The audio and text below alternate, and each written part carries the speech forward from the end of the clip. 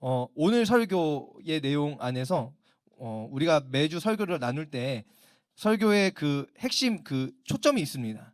그래서 그 초점을 강조하다 보면 다른 한쪽이 약해지거나 덜 강조될 때가 또 있다는 것입니다. 그래서 오늘 설교의 내용들이 계속 이제 균형을 잘 잡기 위해서는 에베소서 시리즈 1번부터 쭉 그 전체의 내용을 다 아울러야 이게 균형이 다 맞아진다는 것을 여러분들이 좀 잘 염두에 두셔야 되고, 그러한 믿음들이 잘 정돈되어져 있으면 오늘 설교만 듣는다 할지라도 흔들리거나 어느 한쪽으로 치우치지 않는 줄을 믿습니다. 아멘이시죠? 아멘. 네. 여러분, 복종하라. 오늘 제목에 복종하라라고 말씀하고 있는데, 여러분, 복종하는 것이 어때 보이십니까? 막 복종하는 그런 모습이 하나님께 영광이 되는 모습처럼 보이시나요? 네. 근데 비굴해 보이죠. 약간 비굴해 보이죠. 맞습니다. 맞습니다. 그래서 우리가 하나님께 영광을 돌리는 나의 모습, 또 하나님께 영광을 돌리는 크리스찬의 모습이라고 한다면 대체적으로 어떠한 모습을 떠올리시죠? 록펠러. 네. 세계 최고의 엄청난 부자 록펠러 정도는 돼야 하나님께 영광을 올려드리는 거지. 약간 이런 마음이 드시지 않습니까? 사업을 하면 대기업으로 성장해야 되고, 공부를 하면 세계적인 학자가 돼야 되고, 연예인이 되면 최고의 인기를 누려서 딱 서가지고 하나님께 영광 올려드립니다. 끝. 막 이렇게 막 이렇게. 어디 대만에서는 막 그 수상소감 하는데 주기도문을 외우고 주기도문을 탁 하고 내려갔대요. 그러니까 이런 영광이 되죠. 영광이 되죠. 네. 그런데 그 자리에서 그 말 한마디 하는 게 영광이 안 된다고, 그게 잘못됐다고 말하는 게 아닙니다. 그 영광이 됩니다. 영광이 되는데, 만약에 그가 그런 모습에만 하나님께 영광 올려드리는 모습이 있다라고 말한다면 어떻게 됩니까? 그런 사람들만 하나님께 영광을 올려드리는 사람들이니까 나는 하나님께 영광 올려드리는 사람이 아니야. 그래서 대부분의 그리스도인들은 하나님께 영광 올려드릴 수 없는 사람들이고, 극소수의 몇 명의 사람들만 하나님께 영광 올려드리는 사람이야. 뭐 정치인으로는 아브라함 링컨, 뭐 그 사람밖에 몰라요. 네. 뭐 경제인으로는 록펠러, 뭐 이제 모릅니다. 뭐 수많은 그리스도인들이 있었지만 그 사람들 말고는 다 실패자, 문제 이렇게 낙인을 찍어야 되는 것이죠. 하나님께서 우리를 지으시고 그리스도께서 오늘 부활주일, 네, 되게 기도를 너무 잘해주셨어요. 오늘 부활주일로 많은 교회들이 지키고 있는데, 그 그리스도께서 십자가에 못 박혀 죽으시고 부활하심, 그 놀라운 일을 베풀어 주신 이유가 어디에 있습니까? 에베소서 1장 12절 말씀을 보았더니, 이는 우리가 그리스도 안에서 전부터 바라던 그의 영광이 무엇이 되게 하세요? 찬송이 되게 하려 하심이라 라고 말씀하고 있는데, 그리스도 안에 있는 모든 자들이 그리스도의 찬송이 되어져야 되는데, 그 영광의 찬송이 되어져야 되는데, 정말 이 땅에서 뭔가 잘된 그리스도인들만 하나님의 영광이 되어진다고 한다면 이 말씀이 성취되지 않는 것 아닙니까? 그러므로 오늘 무엇이 잘못되었는지를 명확하게 해야 됩니다. 이 말씀이 잘못되었든가 우리의 생각이 잘못되었든가. 그렇죠? 그럼 말씀이 잘못되었다고 말할 수 없으니 오늘 나의 생각이 잘못되었구나 라고 결론을 내릴 수밖에 없죠. 성도는 모두 그리스도 안에서 그리스도의 영광의 찬송이 되어진 사람들입니다. 아멘이시죠? 이걸 도장을 꽝 찍고 이제 오늘 말씀을 시작합니다. 그렇게 그 찬송이 되게 한 자들에게 그 찬송의 삶이 무엇인지를 말씀하고 있습니다. 어떻게요? 그리스도를 경외함으로 피차 복종하라. 우리가 가진 일반적인 상식을 깨트리는 말씀입니다. 하나님께서는 우리가 서로 복종하는 것을 통해서 그리스도의 영광의 찬송으로 서게 하셨습니다. 이것이 하나님의 뜻입니다. 아멘이시죠? 아멘. 그러므로 세상 가운데의 영적인 싸움을 승리한 성도로 선다는 것, 부활주일인데 부활의 그 능력, 그 부활의 능력으로 서게 된다는 것은 이 복종함 가운데 나타납니다. 왜요? 그리스도께서도 자신의 그 하나님 되심으로 세상 가운데 오셔서 그 능력으로 막 휘두르시면서 자기의 영광을 드러내신 것이 아니라, 그 가운데에서 하나님의 뜻에 복종하심과 그 인간들의 손에 넘겨주셔서 죽임을 당하시는 것을 통해서 자신의 그 부활의 영광을 드러내셨기 때문이죠. 우리가 그 부활의 능력을 드러내는 그리스도의 영광에 찬송이 되어지는 그 놀라운 길을 걷게 된다면 우리도 그 부활의 능력을 맛보는 걸음 가운데 있어야 하고, 그 부활의 능력을 맛본다라 함은 무엇이죠? 복종. 뭔가 비굴함이지만 죽음의 길을 걷는 것과 같은 그 길에 서 있는 우리의 삶을 오늘 말씀이 우리에게 하고 있습니다. 아멘, 아멘입니다. 에베소서가 쓰이던 당시의 가정의 모습은요, 어떠한 모습이냐면 부부가 있겠죠. 부부가 있고 자녀가 있겠죠. 자녀가 있으면 그 부부는 자녀의 무엇이 됩니까? 부모가 되겠죠. 또 이 자녀를 둔 부모가 있는데 그 부모된 자들을 낳은 어르신들도 있지 않을까요? 있으니까 그 부모된 자들의 부모도 있을 겁니다. 그리고 또 그 가정은 어떻게 이루어져 있냐면요. 당시에는 노예제도가 있었기 때문에 당시에 그 가정, 한 가정 안에는 노예들도 있었다. 그래서 상전과 종도 함께 있는 곳이 한 가정이었습니다. 요 당시의 상황을 기억하고 오늘 말씀을 받아야 됩니다. 그렇다면 에베소서가 오늘 이러한 가운데에서 그 한 가정의 각자의 위치에 있는 자들에게 권면하고 있는데 어떤 사람들은 이렇게 말합니다. 종의 역할을 명확하게 말하고 있어요. 종들아, 상전들을 대할 때에 하나님을 대하듯이 대하라. 이렇게 말씀하고 있는 것을 보면서 어떤 사람들은 이렇게 말해요. 성경이 노예제도를 옹호하고 있네. 이렇게 비판합니다. 그렇지만 그것은 적절하지 않아요.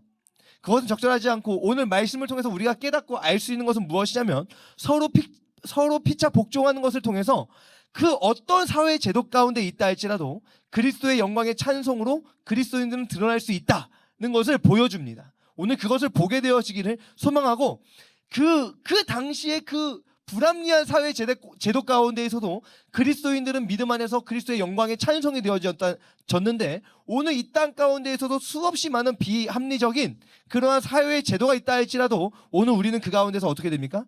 복음 안에서 그리스도의 영광의 찬송으로 서게 되는 줄 믿습니다. 오늘 먼저 살펴보게 될 것은 부부의 피차 복종입니다. 부부의 피차 복종.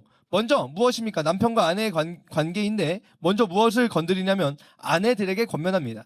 아내들이여 자기 남편에게 복종하기를 주께 하듯 하라. 이는 남편이 아내의 머리됨이 그리스도께서 교회의 머리됨과 같음이니 그가 바로 몸의 구주시니라. 그러므로 교회가 그리스도에게 하듯 아내들도 범사에 자기 남편에게 복종할지니라. 무엇이냐면 그리스도를 경외하는 믿음을 가진 자들은 남편에게도 복종하라 라고 말씀하고 있는 것인데 무엇입니까? 그리스도께서 몸의 구주가 되신 것처럼 오늘 우리의 구주가 되신 것처럼 당시 남편의 노동력이나 남편의 그 권위나 이것을 통해서 다른 가족들이 살아갈 수 있었습니다. 그렇죠? 그러니까 그 기능적인 면을 인정해 주어라 라고 말씀하고 있는 거예요. 그 기능적인 면을 인정해주고 그 기능적인 면을 살펴보았을 때 교회 안에서 우리에게 주신 복음 안에서 우리에게 생명을 허락하시는 그리스도의 모습을 보게 되니 이 땅 가운데에서 삶에서도 그 기능적인 면에서 그 남편이 생명을 영위할 수 있도록 삶을 영위할 수 있도록 그 노동력과 그 권위를 사용하는 그 남편을 인정해 주어라 라고 말하고 있는 것입니다. 자, 그러면 오늘 우리에게 적용한다면 우리는 이렇게 대답할 수 있습니다. 요즘은 맞벌이인데요? 라고 받아칠 수 있습니다. 그렇죠? 나도 노동력을 하고 있는데요? 라고 말할 수 있습니다. 근데 이건 무엇이냐면 그럼에도 오늘 우리는 그리스도를 경외함 안에서 이 말씀을 받아들인다는 것이죠. 무엇이냐면 이것은 여성을 차별하는 것이 아니라 하나님께서 남자와 여자를 지으셨는데 동등한 하나님의 자녀로서 지으셨는데 그 기능적인 면에서는 여성을 남편에게 있어 돕는 배필로서 세우셨다는 것을 우리는 또한 기억한다는 것이죠. 이게 너무나 중요합니다. 돕는 배필로 지으셨다. 이것이 돕는 배필이니까 뭔가 이렇게 비행기를 조종하면 기장이 있고 부기장이 있잖아요. 그래서 뭔가 높낮이가 있는 것처럼 여겨지지만 그런 것이 아니에요. 그런 것이 아니고 동등한 위치에 있는 겁니다. 동등한 위치에 있지만 그저 그를 존중해 줄 뿐입니다. 왜요? 산으로 가면 안 되니까 존중해 줄 뿐입니다. 마찬가지로 이게 어디에서 나타납니까? 오늘 우리나라 대통령 그 사람이 높은 사람입니까? 절대 높은 사람이 아닙니다. 높은 사람이 아니고 국민의 한 사람이에요. 대통령이라고 해서 투표권을 100장, 200장을 가지는 게 아닙니다. 대통령도 투표권은 한 장. 동등하다고요. 그럼에도 불구하고 그를 존중합니다. 그의 기능적인 면이 있기 때문에. 그렇죠? 기능적인 면이 있기 때문에. 그와 마찬가지로 오늘 우리가 가정 안에서 아내들에게 권하는 것은 남편에게 복종하라. 그의 기능적인 면을 바라보며 인정해 주는 것이고 그의 뜻에 따라 나아간다라고 말하는 것입니다. 그리고 그것을 통해서 우리는 무엇을 보게 됩니까? 그리스도께서 교회의 머리 되심이 어떠한지를 항상 기억하게 된다는 것을 말씀하고 있습니다. 자, 그러면 남편들 아주 신이 났겠습니다. 네? 여기서 남편이 저밖에 없나요? 네, 남편들 아주 신이 났습니다. 왜요? 네, 복종하려니까 복종하세요. 이제 신이 났겠습니다. 그렇지만 이것은 신이 날 일이 아닙니다. 남편은 무엇을 합니까? 우쭐대며 군림을 하는 것이 아니라 오히려 더 큰 책임이 따라오는 것을 보게 됩니다. 25절 28절. 네, 남편이 저밖에 없는데 남편 된 저에게 한번 읽어봐 주시죠. 함께 읽어보겠습니다. 시작. 남편들아, 아내 사랑하기를 그리스도께서 교회를 사랑하시고 그 교회를 위하여 자신을 주심과 같이 하라. 이는 곧 물로 씻어 말씀으로 깨끗하게 하사 거룩하게 하시고 자기 앞에 영광스러운 교회를 세우사 티나 주름 잡힌 것이나 이런 것들이 없이 거룩하고 흠이 없이 하려 하심이라. 이와 같이 남편들도 자기 아내 사랑하기를 자기 자신과 같이 할지니 자기 아내를 사랑하는 자는 자기를 사랑하는 것이니라. 여러분, 남편에게 주어진 책임은요 더 막중합니다. 무엇이죠? 그리스도의 사랑을 드러내라라고 말씀하고 있어요. 그리스도의 은혜를 받은 우리가 그리스도께 사랑을 고백하는 것은 그냥 우리의 믿음의 삶입니다. 그런데 그 온전하신 이의 그 사랑을 드러내라고 명령하고 있는 그 책임이 주어지고 있는 거예요. 누구에게요? 남편에게. 권리가 있으면 책임이 따라온다는 것은요 상식입니다. 인생을 살다 보면 뼈저리게 깨닫게 되어지는 것입니다. 네, 저는 이것을 35에 깨달았어요. 네, 35에. 그래서 네, 권리가 있으면 책임이 있는 거다. 권한만 누리려고 책임을 지지 않으려는 그런 목사는 되지 말아야지. 왠지 이런 마음이 엄청 막 그랬는데, 네, 엄청난 무게가 주어지고 있는 거예요. 네. 당시 사회에서요 남성의 권위를 주장하는 가치는요 정당한 것이었습니다. 당시 사회의 가치는요 여자보다 남성이 더 우월하고, 그렇죠? 여성보다 남성이 더 우월하고 여자는 남자의 권위에 복종해야 되는 건 당연한 이치였어요. 당시 사회 가치관 안에서. 그런데 성경 오늘 에베소서는 당시 사회 가치관 안에서 여성이 남편에게 복종하라고 말씀하고 있지 않아요. 성경의 가치관 안에서 복종하라고 말하고 있죠.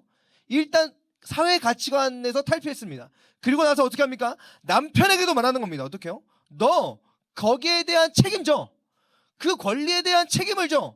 세상에 수많은 남자들은 그러한 책임감이 없지만 그리스도인된 너는 책임을 져 라고 말하고 있는 겁니다. 그럼 어떻게 해요? 그리스도의 사랑으로 사랑해라. 너의 자신을 너의 모든 것을 갈아 넣어서 아내를 사랑해라 라고 말씀하고 있는 것입니다. 그러니까 그 사회의 그 잘못된 가치관에 정면으로 도전하는 것이 오늘 말씀이고, 사회 제도의 변화로서 지금 얼마나 많이 사회 제도가 변화되어졌습니까? 변화되어졌다 할지라도 진정한 그 아름다운 가정의 모습이 이루어지지 않는 이 현실 속에 교회, 그리스도의 몸으로 살아가는 그 삶은요 사회 제도의 변화가 아닙니다. 그 어떤 악한 사회의 제도가 온다 할지라도 그것을 넘어서는 진정한 개혁이 어디에 있는지를 보여주고 있는 것입니다.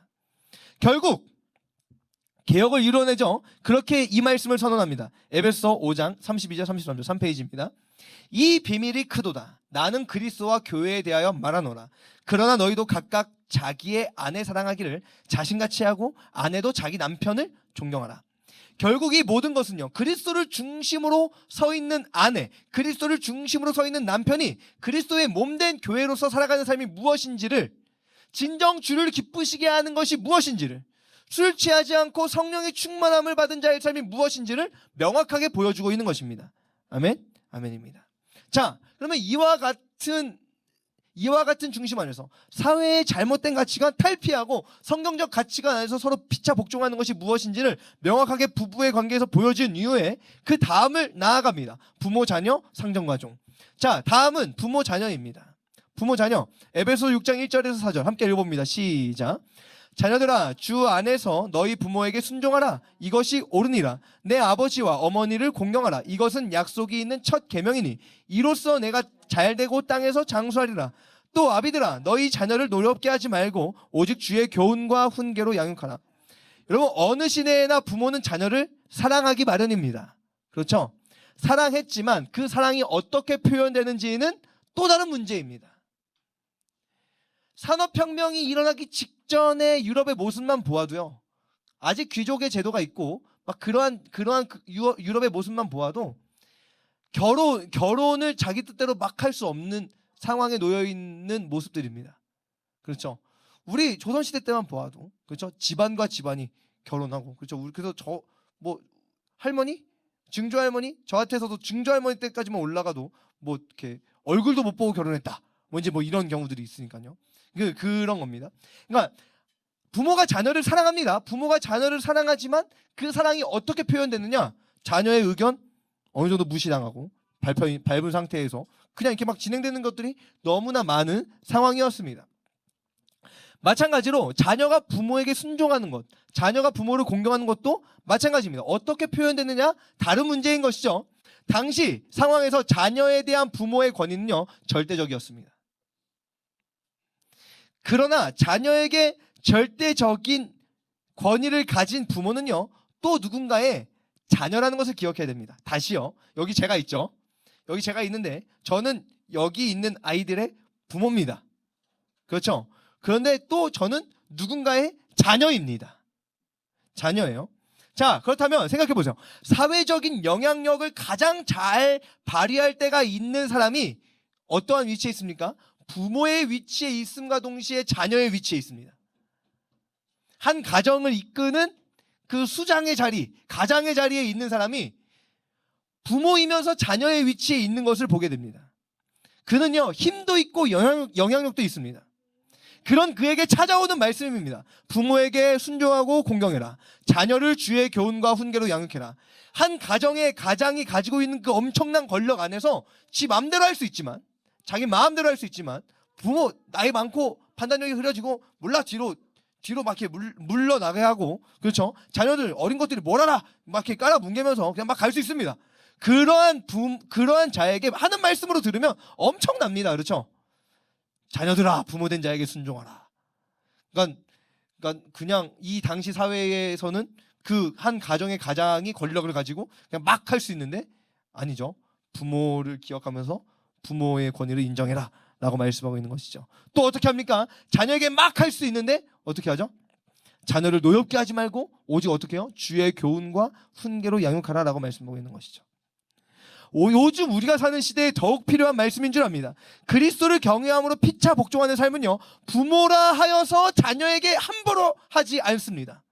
또한 힘없는 부모라고 해서 자기 자신이 부모에게 또한 함부로 하지 않습니다. 함부로 하지 않는 겁니다. 이것이 어떻게 이루어질 수 있습니까? 저 에베소서가 쓰여지던 이 시대나 지금 이 시대나 이것이 이대로 이루어져 가고 있습니까? 절대 그렇지 않습니다. 그러면 이러한 모습이 어떻게 이루어질 수 있죠? 그리스도를 경외함으로 피차 서로 복종하는 것이 맺어낼 수 있는 열매라는 사실을 우리는 보게 됩니다. 아멘이시죠? 세 번째, 마지막으로 상전과 종의 관계입니다. 에베소서 6장 5절에서 9절인데 함께 읽어봅니다. 시작. 종들아, 두려워하고 떨며 성실한 마음으로 육체의 상전에게 순종하기를 그리스도에게 하듯 하라. 눈가림만 하여 사람을 기쁘게 하는 자처럼 하지 말고 그리스도의 종들처럼 마음으로 하나님의 뜻을 행하고 기쁜 마음으로 섬기기를 주께 하듯 하고 사람들에게 하듯 하지 말라. 이는 각 사람이 무슨 선을 행하든지 종이나 자유인이나 주께로부터 그대로 받은 줄을 알미라. 상전들아, 너희도 그들에게 이와 같이 하고 위협을 그치라. 이는 그들과 너희 상전이 하늘에 계시고 그에게는 사람을 외모로 취하는 일이 없는 줄 알미라. 여러분, 당시 노예제도가 있어서 각 가정의 구성원에는 노예도 포함되어져 있었습니다. 그리고 그 당시 사람들의 가치관에는 노예는 사람이 아니었고 날 때부터 인권이 없는 사람들이었습니다. 그냥 사람이 아닌 존재예요. 그런 상황에서 종들에게 상전을 잘 섬기라는 말씀을 보면서 성경이 노예제도를 옹호하고 있다라고 하는 그러한 비판은요, 옳지 않습니다. 종들은 그저 주어진 위치에서 맡겨진 일을 잘 감당합니다. 왜요? 그 일을 감당함으로 무엇이 발생합니까? 그 한 가정 안에 수익이 발생하기 때문입니다. 그리고 주인과 함께 공존을 누리며 살아갑니다. 그렇게 해서 이 말씀이 그렇게만 하고 끝난다고 한다면 노예 제도를 옹호한다라고 볼 수도 있습니다. 그런데 그렇게 끝나지 않습니다. 또 상호 책임적인 부분을 말하고 있죠. 어떻게 해요? 주인들에게 명령합니다. 야, 너네 종들한테 위협하지 마. 하나의 인격체로 대하라는 것입니다. 상전들도 죽게 하듯 종들을 대하라고 말하고 있습니다. 왜 그렇습니까? 그들도 그리스도의 몸된 지체이기 때문입니다. 여러분, 당시 상황 가운데 믿음이 있는 사람들이 막 생겨났다고 한다면 노예들 가운데에서도 예수 그리스도를 주로 영접한 자가 있었을 것이고 주인들 가운데에서도 예수 그리스도를 주로 영접한 자들이 있었을 것입니다. 그렇죠? 그러니까 한 가정 안에 나는 주인이고 너는 종이야. 세상의 가치관으로 볼 땐 너는 거의 뭐 사람이 아닌 존재잖아. 그런데 믿음 안에서 봤더니 우리는 한 형제네 라고 말씀하고 있는 것입니다. 그러니까 이 믿음이 있는 자라고 한다면 이제 어떻게 해야 됩니까? 그 절대적인 사회 가치관을 깨부수고 종을 내 형제로 받아들이는 것이죠. 그러면 이 종은 어떻게 합니까? 이것은 그냥 끌려가는 대로 하는 것이 아니라 주인을 살리고, 주인된 자, 상전된 자를 살리고 나도 살아내는 그 공존 안에서 그 노동 동력을 행사하는 것임을 보게 된다는 사실이죠. 오늘 말씀은 그리스도를 경외함으로 피차 서로 복종하는 것을 말하고 있습니다. 피차 서로 복종하는 것. 그리스도의 몸된 지체이기 때문에 남편이 아내에게 함부로 하지 않습니다. 그렇죠? 부모가 자녀에게 함부로 하지 않습니다. 주인이 종에게 함부로 하지 않습니다. 왜요? 그들이 다 그리스도께서 십자가에서 피를 흘리신 이유가 되고, 그들도 그리스도께서 3일 만에 부활하신 그 부활의 생명의 능력에 참여한 자가 되어져 있기 때문에, 그들이 하나님의 자녀이기 때문에 내가 그들을 함부로 대하고 내가 그들을 핍박한다면 나는 지금 누구를 핍박하고 있는 것이죠? 하나님의 자녀를 핍박하는 자가 되어져 있다는 사실이죠. 그러므로 진정한 승리의 찬송은 여기에서 나타나는 겁니다. 여기서 주님 사랑해요, 주님은 주시며 주님은 찾으시네, 여기서 막 찬양한다고 찬송이 되는 것이 아니라 우리의 진정한 찬송은 우리의 삶 가운데서 나타난다는 것 기억하셔야 됩니다. 진정한 승리의 찬송 어떻게 됩니까? 진정한 개혁이 일어납니다. 에베소서 6장 10절에서 12절 끝으로 너희가 주 안에서와 그 힘의 능력으로 강건하여지고 마귀의 간계를 능히 대적하기 위하여 하나님의 전신갑주를 입으라. 우리의 씨름은 혈과 육을 상대하는 것이 아니요 통치자들과 권세들과 이 어둠의 세상 주관자들과 하늘에 있는 악의 영들을 상대함이라. 여러분 어떻게 보이십니까? 사회 제도를 개혁하지 않았습니다. 무엇을 했습니까? 죄인의 마음을 갈아엎었을 뿐입니다. 그리스도께 접붙임된 자의 삶의 방향이 무엇인지를 명확하게 제시했을 뿐입니다. 그러나 그것이 진정한 개혁을 이루어내는 것임을 볼 수 있습니다. 오늘날 노예 제도는 폐지되었음에도 그때와 같은 불공평함과 압제들은 즐비합니다. 여러분 직장에서 공평함을 누리십니까? 억울함과 답답함이 있으시죠? 우리 목요 기도회 때 함께 막 나누니까 아직도 즐비합니다. 노예 제도가 폐지되었다면서요. 근데 그 억울함이 있습니다. 그렇죠? 그래서 그 인터넷에 어떤 짤을 봤는데 가다가 무한도전 때인가 하여튼 누가 이렇게 당신 직업이 뭡니까? 회사원이에요. 조선시대로 말하면 신분이 뭐였을까요? 상인일까요? 뭐였을까요? 노비요. 이렇게 말하더라고요. 노비요. 그러니까 사회 제도는 변혁되었습니다. 변혁되었음에도 그 사회의 악한 그러한 모습들은 변하지 않았습니다. 그런 모습들이 계속 드러나게 됩니다. 사용자와 일하는 자 이런 것들이 있다는 것이죠. 없지 않습니다. 그렇다면 그 사회 제도가 진정한 개혁을 이루어지지 못한다고 한다면 우리는 그것을 어떻게 반응해야 되겠습니까? 우리 죄인된 마음이 갈아엎어지는 것을 통해서 그것을 나타낼 수 있다는 사실이죠. 여성의 위치가 사회적으로 많이 상승되었음에도 가정은 계속해서 파탄에 이르게 되어지고 높은 수준의 교육이 주어지는 사회가 되어도 폐륜은 멈추지 않습니다. 그렇죠. 부부의 관계가 깨지고 부모 자녀 간의 그 폐륜은 멈추지 않습니다.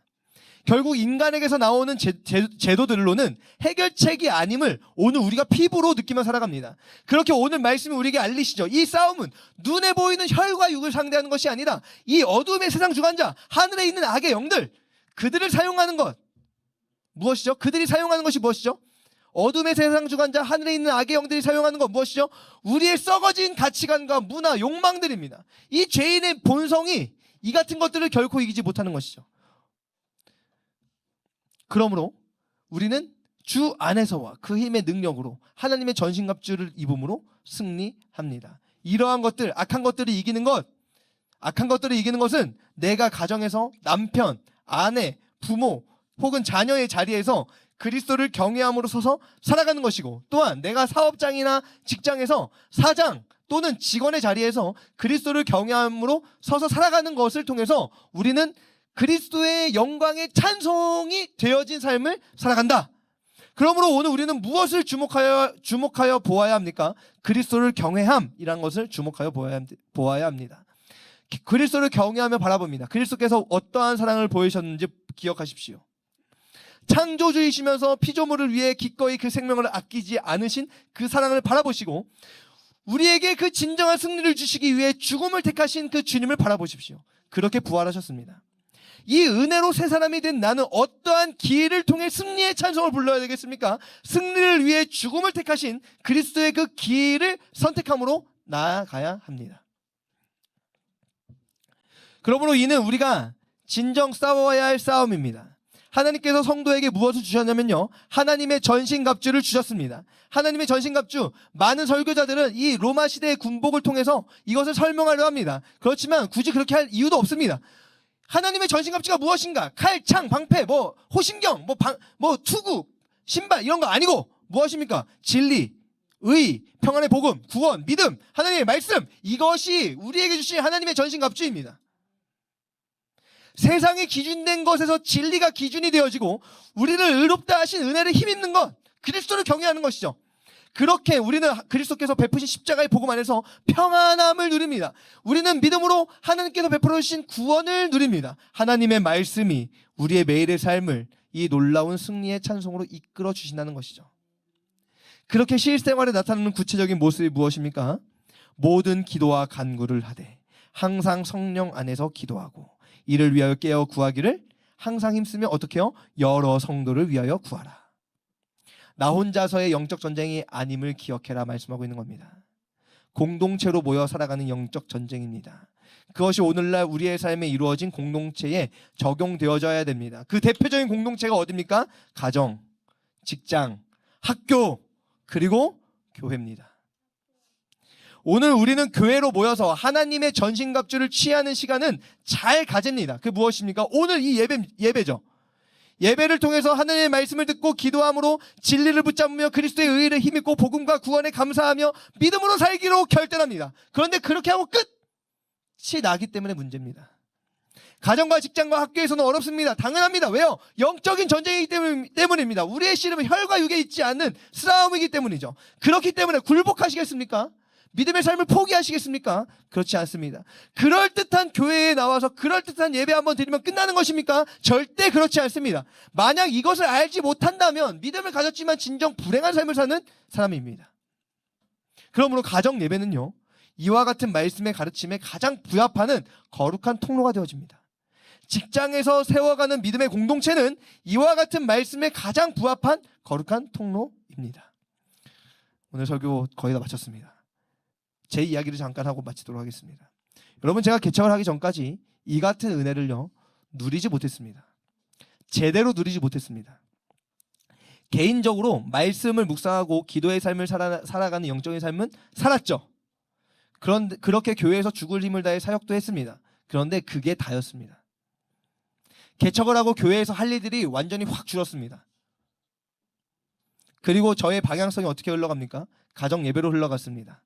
10대 지기에서는요 학교 사역으로 갑니다. 스튜디오 이디프 포천 일주일에 한 번씩 가는 거기서는요 직장 예배를 인도합니다. 너무 신기하지 않습니까? 직장 사역과 학교 사역과 가정 사역이 저한테 막 물려집니다. 그리고 진정한 믿음의 승리, 그 찬송이 무엇인지를 보게 되었습니다. 여러분, 우리의 믿음이 우리만의 리그가 되어서야 되겠습니까? 성탄절 이랬는데 여기 앞에 나와서 이렇게 기쁜 성탄 말면서 율동 막 하는 거 너무나 귀하죠. 아이들 너무나 예쁘잖아요. 근데 그렇게 하고 끝! 이상합니다. 네. 주님 부활하셨네. 끝! 이상합니다. 네. 그리고 막 다른 사람들한테 열심히 막 합니다. 막 주님 부활하셨습니다. 막 생판 모르는 사람들한테 열심히 합니다. 네. 열심히 해요.